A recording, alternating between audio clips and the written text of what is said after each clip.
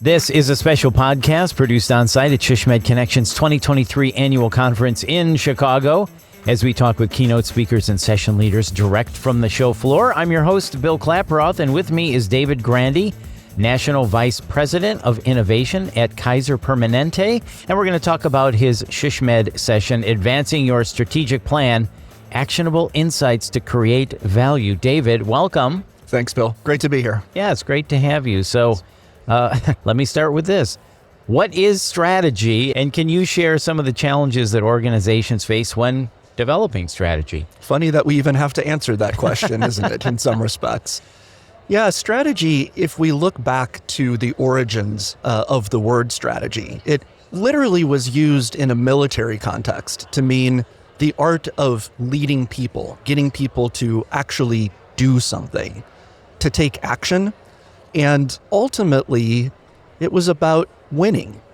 And I think this is a notion that has been lost to a degree in modern times, particularly in the health industry. We don't think about we've got an opponent, a competitor, and we need to do some things to actually win. So I think one of the challenges that organizations have is we get mired in tools and techniques. There are matrices and 2x2s and different forms of analysis and so forth. And we mistake that for the actual work of strategy. So do we also fall into the trap of everybody's doing strategy, we need one, and we don't really know what to put into it or how to execute it? Yeah, I think both of those things are true. The execution side, I tend to find most organizations do reasonably well. We're good at planning. We understand how to set goals and milestones and how to work the plans. Right. It's the front end of the equation, the actual formation of strategy that I think we often miss. Okay, so let's stay on that then. Let's talk about the effective formation of strategy. What do we need to know about that? Yeah, well, so I've worked as a strategist for a long time, and having gone through a process myself and with many organizations, I've been really curious about this question, where does strategy actually come from? And what I've come to believe in recent years is that strategy is really about value creation and value capture. And there are really only a small set of ways, some specific plays that many organizations use to create value. And they do it typically for 2 or 3 different types of constituents only. They create value for the people they serve, in our industry for patients, members, and consumers. Yep. They create value for their workforce, and they create value for suppliers or people that they partner with. Okay, let me ask you this then. What is the difference between value creation and value capture? Yeah, so value creation is exactly as it sounds. It's how we do things that are of material benefit to make experiences and services and products better for the people that we serve. So we're actually bringing something to life that makes them more willing to purchase or engage with our service. How are we adding value to the potential consumer? That's exactly right. Okay, and how about value capture? What is that then? Yeah, value capture is performance. It's what many organizations focus on. It is how do we actually operationalize what we do to either increase the price of what we offer, so make people more willing to pay more for what it is that we do, or alternatively to reduce cost. And in the middle of price and cost, of course, is margin, which every healthcare organization today is familiar with. Right. So you said earlier, you're obviously very passionate about strategy. You're like a strategy historian. I love it. Well, you said, so it's the art of leading people, and it's basically trying to beat your opponent. And we lose sight of that when we come up with strategy. So knowing about value creation and value capture, you also said there's 3 kind of silos of people you serve: the community, the workforce, and the supplier. So what goes into making an effective strategy then? Yeah, well, if you go back again to that foundational what is definition, strategy? Yeah, exactly. Ultimately, strategy is about doing something. Okay. And in order to do something, you've got to not only identify the goal, the ambition, the aspiration, which I think organizations do pretty well, but we also mistake that for strategy. We say, hey, we want to be the leader in value-based care, or we want to double our market share, or we want to increase patient satisfaction by X%. Those are goals. Certainly they direct people to do some things, but the real question of strategy that we have to answer is how? What are the critical difficulties that we as an organization must overcome in order to actually achieve that ambition, that goal? And this is the part of the conversation that I think we often miss. I was just going to say, is that where we go wrong? It is. Okay, so help us. How do we fix this then? Yeah, well, I think the first step is awareness, right? That many organizations jump right into the process of planning and don't take a step back to formulate true strategy, to say, where is there opportunity? Where do we have an asset that we can leverage competitively against the market or some problem? How then would we solve critical difficulties that we could imagine as we begin to leverage those assets? And then what does it actually take to move forward? Okay, so can you give us an example? Say I'm a healthcare marketer and I am tasked with increasing service line volume. Okay, and we need a strategy for that. So take us through that, if you would. Could you just give us kind of a cliff notes? Okay, we know the goal. You said most organizations do pretty good at identifying a goal. The how is where we go wrong. So can you take us through that? Let's use an out of industry example that's a bit more generic. Okay, and perfect. I think people could get their heads around. I love it. So if you're Tesla, say Yes. a decade ago, and you decide that you want to go into the electric vehicle market, Yeah.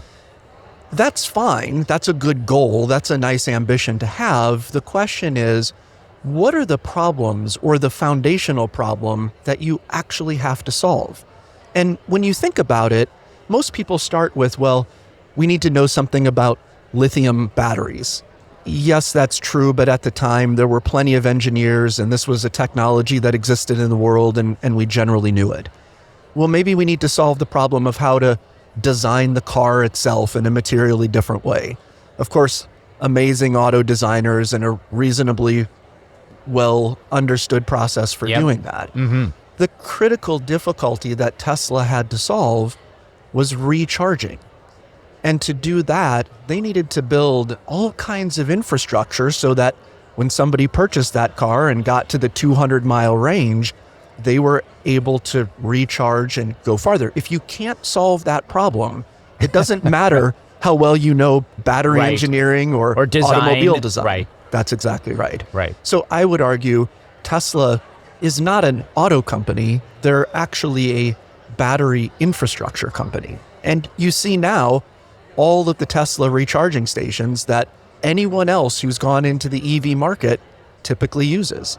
They use those batteries to not only power competitors' cars, they use them to power solar in houses. Even the federal government purchases battery power from Tesla. Right. That fundamentally was their asymmetric advantage over everyone else. Right.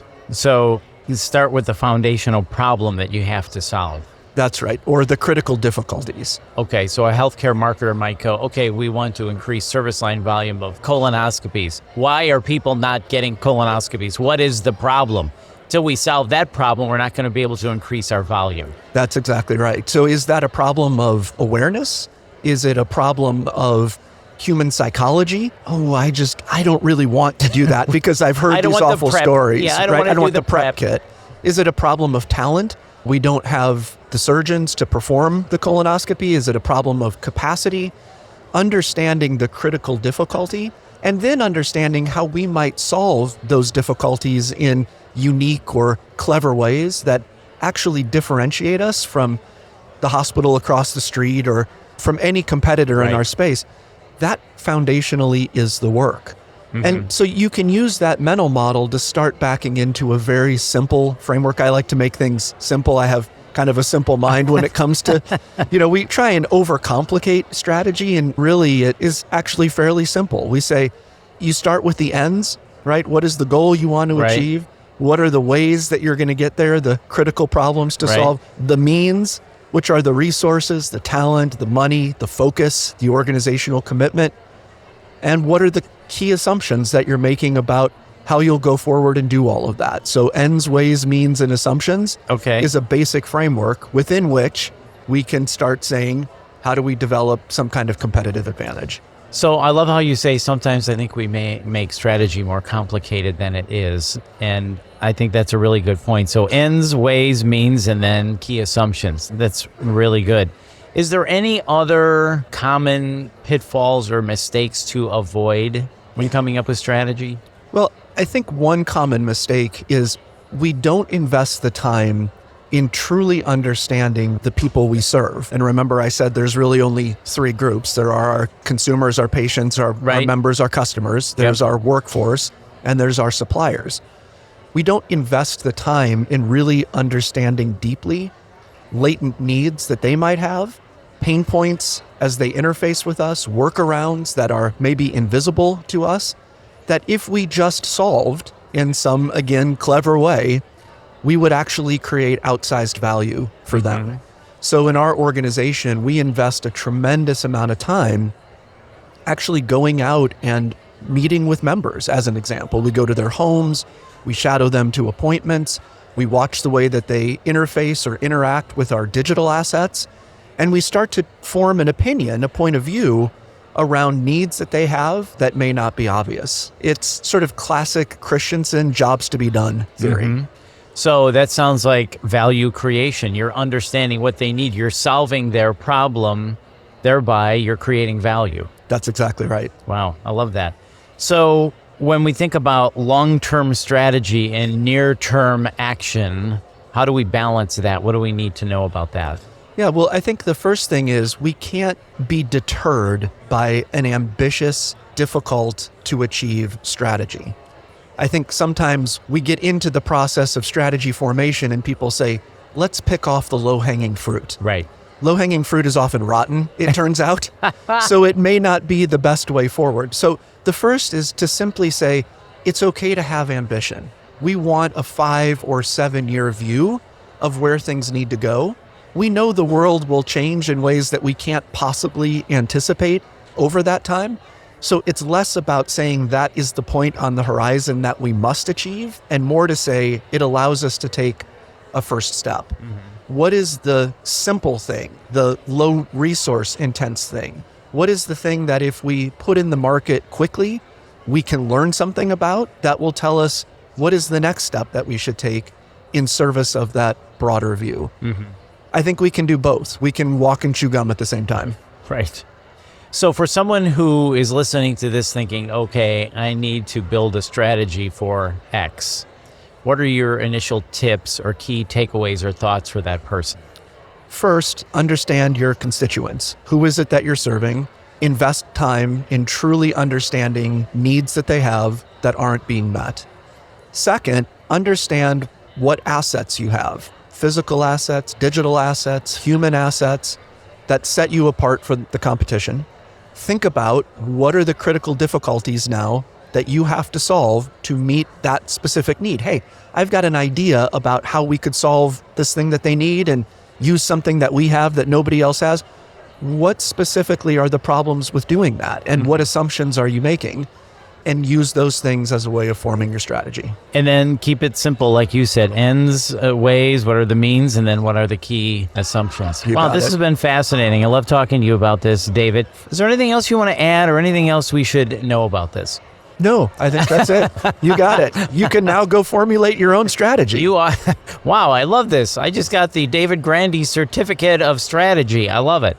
Well, David, thank you very much. This has really been informative. We appreciate it. Been a pleasure, Bill. Thank you. Yeah, you bet. Once again, that's David Grandy. And to sign up for the SHSMD Connections virtual conference on October 20th, 2023, plus on demand through the end of the year, and the virtual conference will feature access to 50-plus sessions recorded from the September in-person conference, which we're at right now, plus all new live sessions.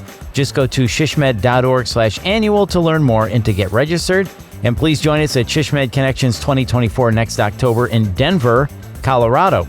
And if you found this podcast helpful, please share it on all of your social channels. And to access our full podcast library of over 100 podcasts, please visit shsmd.org/podcasts. And of course, thank you for listening.